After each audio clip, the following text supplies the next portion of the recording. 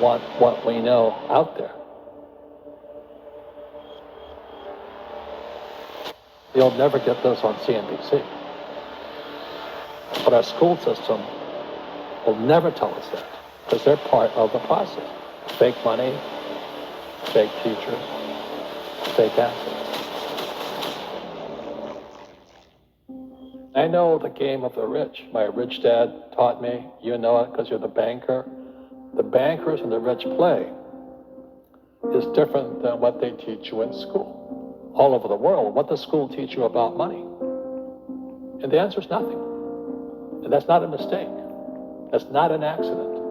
I knew that. Most people know that. The way to keep the poor and middle class working hard is never teach them what the rich know. So if you read Rich Dad, Poor Dad, which came out in 1997, it's what the rich teach their kids about money, the poor and middle class do not. Poverty hurts. I mean, I don't like it. And I don't like that our academic system's so corrupt. You know, we know the banking system's corrupt. We know politics is corrupt.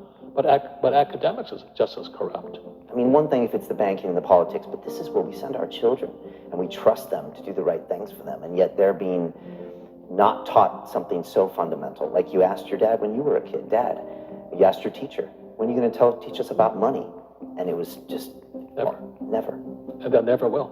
You know something. What do you know? Share it. What is financial education? It's not get a job, work hard, save money, and invest in a well-diversified portfolio of stocks, bonds, mutual funds, and ETFs. The financial industry is two things, debt and taxes. In 1971, Nixon took the dollar off the gold standard, and the US dollar became debt.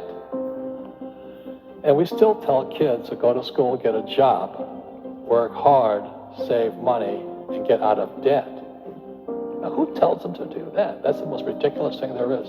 The book starts and it says, lie number 1, saving money will make you rich. Yeah, it never will. You know that. All taught that as kids. Why would you save it and why would you work for it if they can print it as faster than you can work for it? Why do you keep saving when they're printing it? Rich don't work for money. Don't you touch that stuff. It's very subtle, right? Yeah. They don't say, I'm going to train you to be a worker bee the rest of your life, but they educate you in a way where that's what you come out. Right. What was he trying to do those first few months were you working for him? What was he trying to get across to you? Because he taught you the hard way about money. And she says, if you're going to be successful in your life, you've got to find the best teachers. And a great teacher is somebody who comes from the inside, not the outside. But in school, you don't know if your instructor is for real or not. That's where the fake teacher comes from. I said, I want you to teach me about money. So why should I teach you? He said, but if I teach you, you work for me for free. And I said, why for free? And my poor dad went nuts. He says, if I pay you, you think like an employee. Your brain will change. If you learn never to work for money, you'll be a rich man. And this is powerful. Once you give someone a paycheck, their brain turns off. Correct. Because it's... And then the promise of a pension. Right. And job security. Which is kind of a paycheck in disguise. Correct. After you stop working. Give the man a fish, eats for the day. Teach him to fish, eats for a Correct. lifetime. And most poor people confuse assets for liabilities. They think their home is an asset. It's actually a liability. Right. An asset is a noun, like a house. Cash flow is a verb. So to understand if it's an asset or liability, it takes a noun plus verb. So if the cash is flowing out of your pocket, it's a liability. If the cash is flowing into your pocket, asset, verb, it's an asset. So I own 7,000 rental properties. Those are assets. Every month, the cash flows in. Whereas many people have the big bill and the cash flowing out. Right. And they're going broke. Right. It's like a frame of mind. The other thing the poor don't understand is the number one expense for most people is taxes. And yet we don't even see it. Isn't that weird? You walk around and you look at the paycheck and say, that doesn't seem right. And you don't realize that the government's got a huge hand in your pocket and you are doing nothing to minimize that. Again, this is what's very different about the rich and the poor. The rich don't work for money. Its number one expense is tax. See, there's three kinds of income: earned, portfolio, passive. So, Did Did you know that every time you click on one of these little ads on Facebook or Instagram, you're actually helping a guy like... Income is if I get a job, that's earned income. If I'm a doctor or a programmer, that's earned income because I'm working for it. If I buy, let's say, Apple for $10 and I sell it for 20, that's portfolio income, capital gains. Yeah. But passive income, which is cash flow, is never taxed. And so these guys are screaming right now in America, tax the rich. I said, good luck. Because most of the guys complaining, they don't know there's three kinds of income. And the rich don't have jobs anyway. They have assets. And so the average schmo out there, poor guy, sent the kid to school, they don't learn this. You see, very few people will buy what I do, make $1 million and pay zero tax. And my rich dad taught me that playing Monopoly. That's how it started, 4 greenhouses, 1 red hotel. Or the McDonald's formula, I write about it there. McDonald's, Ray Kroc. Yeah. McDonald's is in the real estate business, so they sell hamburgers, but they buy real estate, so they pay no taxes.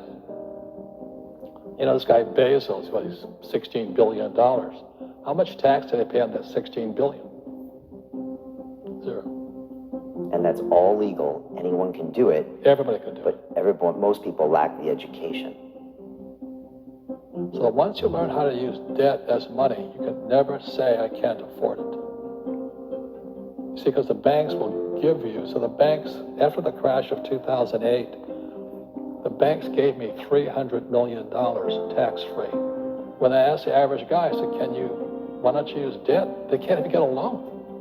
Because their scores, their FICO scores, I don't even have them here, are so bad. The school teachers will never tell you that because they don't know it. My poor dad never knew that. You don't know if something is an asset or a liability until you can say which way the cash flows. So a house, is it an asset or liability? Well, if it's taking money from your pocket, it's liability. If it's putting money in your pocket, it's an asset. The U.S. government wants me to provide housing, wants me to provide jobs, wants me to borrow money, because that's how money is created through debt. I get huge tax breaks. Everybody can do the same thing if they had the financial education to do it. If people understood the tax code, we'd be more prosperous. But can poverty be passed through genetically? Yes. Because it's some type of way of thinking. It's an attitude. An attitude. It's very simple. When people ask you, how do I stop it? I just say, never say, I can't afford it. Ask yourself, how can I? The reason I have so much money is because I don't say I can't do it. I just go, how can I do it? And I just go and do it. I make a lot of mistakes, but that's how I learn. How can I? The poor people, like my poor dad, always said I can't afford it. You think I made up money? I'm a school teacher. I can't do that. And I picked that up. And my rich dad never said those words. So when I meet poor people, they use the words I can't a lot. So the people that say, I can't afford it, I can't do this, I can't get to college, the rich are evil, I choose not to participate in that. And that's one thing people could change today. Correct. Right now, is that dialogue in their head. Stop saying the word can't. I can't. Right.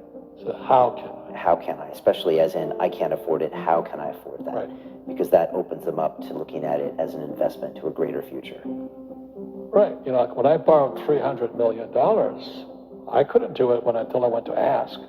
And I got turned down so many times. I said, and every time I showed the banker my financials, and he'd go, sorry. I said, look, do me a favor. Why did you turn me down? And he'd tell me, this is out, the numbers are out here. So if I get these numbers fixed, can I come see you again? He goes, sure. So it's called rejection. Same as my wife rejected me for 6 months. It's just a matter of personal willpower, which is spiritual. Just saying, if they can do it, I can do it. And how can I? How can I? And I think it's you once said, words become flesh. Yep. That's the Bible too. Intelligence increases through your mistakes, through the ups and downs, through what you've learned. Real estate's real estate, but what I learned made me richer, not the money. You don't need money to make money. I think all of us, every human being has that low point in their life. And if they get the message, a new life begins. If they don't get the message, they keep going down. The richer I got was because I didn't need any money. I could use this to make money. But how did I get there? Is I made a lot of mistakes. People are afraid of making mistakes and all this, fear of failing. It limits them. Nice, so very nice. So many people trapped in the same device.